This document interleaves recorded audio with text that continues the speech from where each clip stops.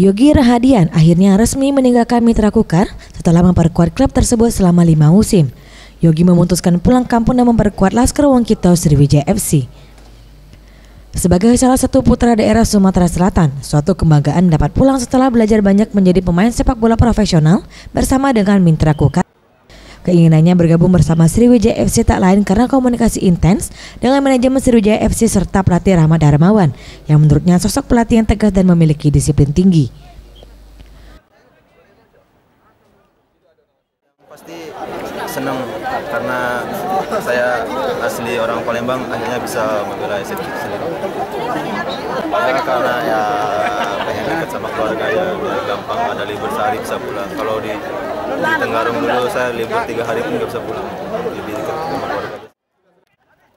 Bersama penggawa anyar lainnya, dirinya berhasrat dapat mempersembahkan gelar juara di musim depan.